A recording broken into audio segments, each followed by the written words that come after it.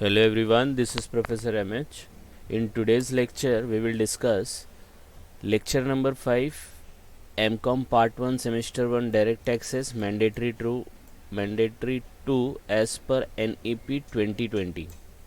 तो NEP 2020 के हिसाब से जो नया सिलेबस है उसमें MCOM पार्ट 1 सेमेस्टर 1 में डायरेक्ट टैक्सेस को इंक्लूड किया गया है। तो ये वीडियो हम लोग बना रहे हैं, it is also applicable for current year का MCOM सेमेस्टर 3। और इस MCOM सेमेस्टर 3 के जो प्रीवियस ईयर के क्वेश्चन थे जिसको जून 2023 में पूछा गया था, उसका डिस्कशन यहाँ पे चालू है।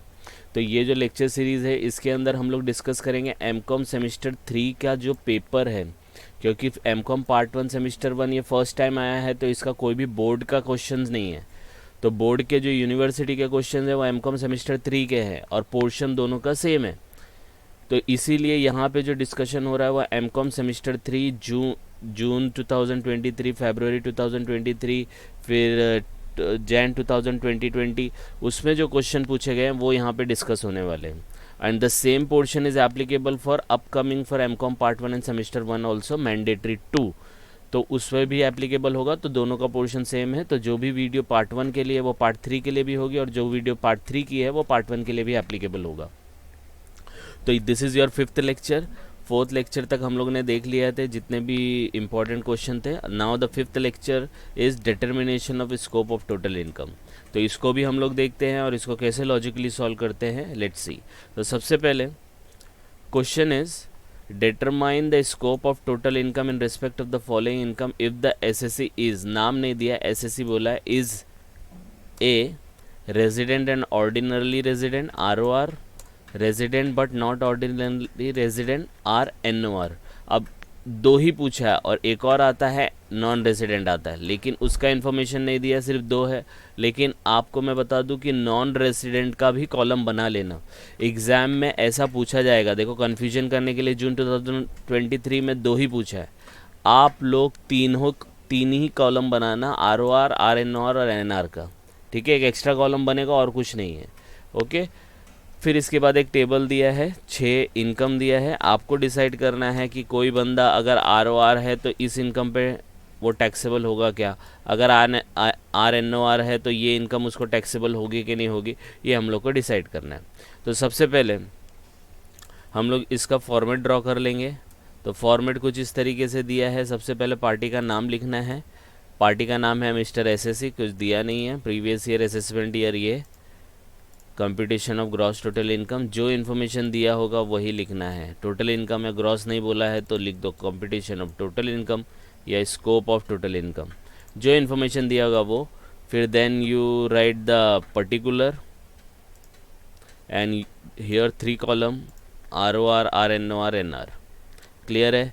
पूरा का पूरा क्वेश्चन कॉपी करना है, 6 के 6 पॉइंट। यहाँ पे देखो 6 के 6 पॉइंट आ गए, बराबर है। अब इनका डिस्कशन करेंगे। भाई ROR को टैक्सेबल है तो अमाउंट लिखो, नहीं है तो 0 डालो या डैश करो, ठीक है। तो अमाउंट बहुत सिंपल है, 1 लाख, 10 लाख, 10 लाख, 9 लाख, 10 लाख, 10 लाख। तो अमाउंट मैंने यहाँ नहीं लिखा है, अगर टैक्सेबल होगा तो हम लोग यहाँ पे लिख लेंगे, ठीक है। अब इसको सॉल्व कैसे करना है, इसका लॉजिक मैंने प्रीवियस लेक्चर में भी बताया था, फिर से बता दूँ। आपको दो ये लाइन याद रखनी है, इंडियन इनकम, फॉरेन इनकम। कोई भी इनकम है, जैसे यहाँ पे 6 इनकम है।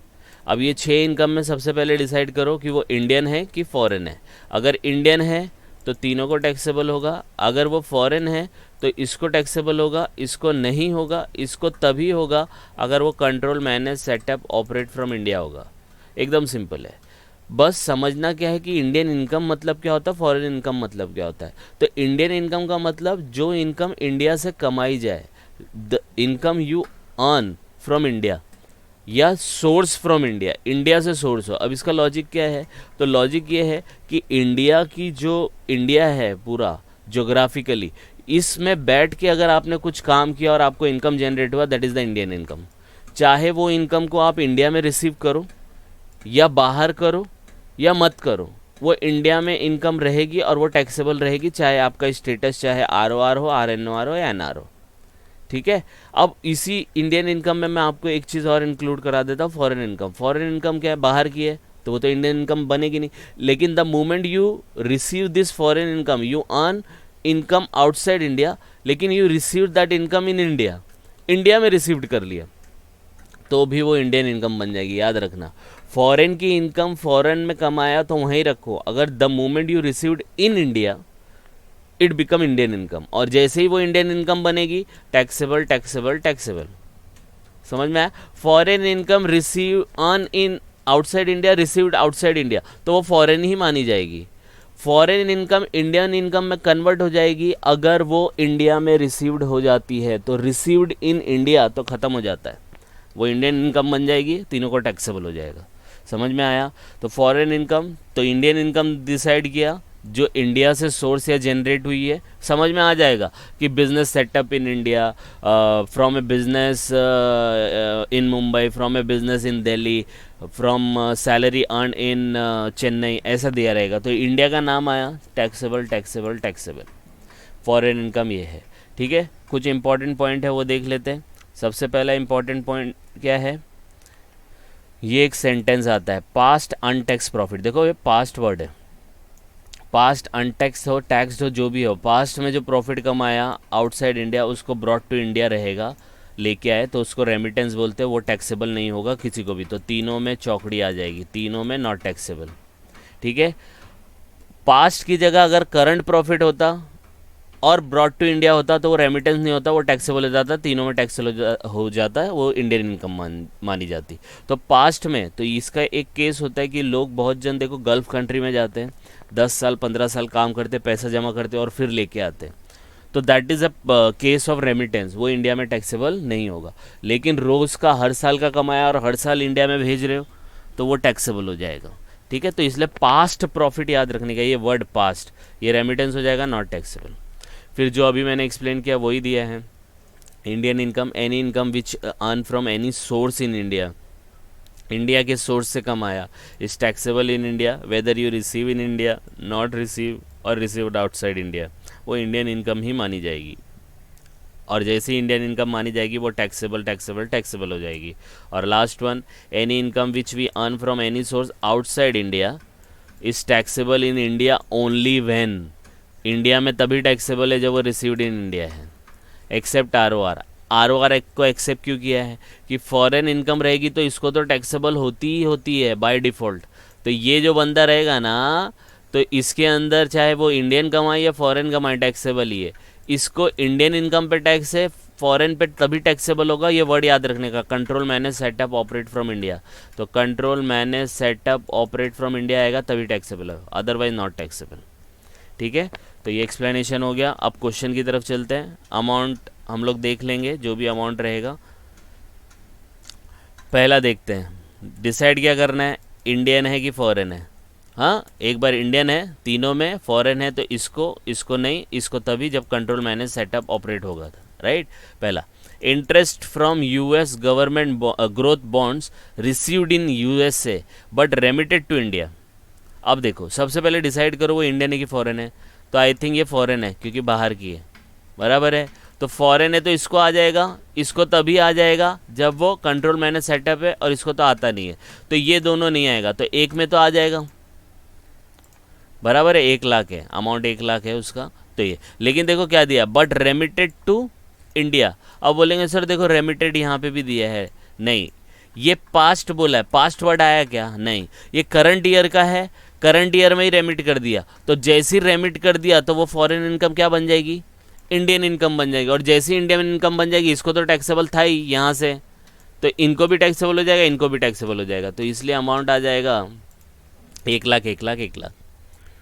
आई बात समझ में? तो वो अमाउंट आप देख लेना, वो क्वेश्चन में दिया रहता है, सिर्फ अपने को पता होना चाहिए कि कौन से पे टैक्सेबल कौन से में नहीं, और अमाउंट लिख देना है। क्लियर है? तो ये चीज़ याद रखना है। सेकंड देखो, capital gain on house in Mumbai. House किधर है? मुंबई में, मुंबई में बेचा होगा, बराबर है। हाउस को आप लेके थोड़ी जा सकते, मुंबई का है, बट सोल्ड इन लंदन, तो ये इंडियन इनकम है कि फॉरेन इनकम है? देखो मुंबई में घर है तो घर को तो आप प्लेन में लेके नहीं जा सकते लंदन में, लंदन में डीलिंग हुई होगी, लेकिन हाउस किधर बिका? मुंबई में। तो सोर्स किधर है? इंडिया का, क्योंकि इंडिया में घर नहीं होता तो लंदन में बेच पाते क्या? नहीं ना। तो ये इंडियन इनकम है, और इंडियन इनकम टैक्सेबल तीनों में होती है, तो तीनों में अमाउंट आ जाएगा जो अमाउंट दिया 10-10 लाख। आ रही है बात समझ में। तो इस टाइप के ट्रिकी क्वेश्चन आपको पूछे जाएंगे। ये बोर्ड में भी आया है। ये कब आया है पता है आपको? ये आया है जून 2023 में। तो ये याद रखना, ये जून 2023 का क्वेश्चन है एमकॉम पार्ट 1 सेमिस्टर 3 का। तो पार्ट 1 के लिए भी एप्लीकेबल है। तो इस टाइप के क्वेश्चन आते हैं।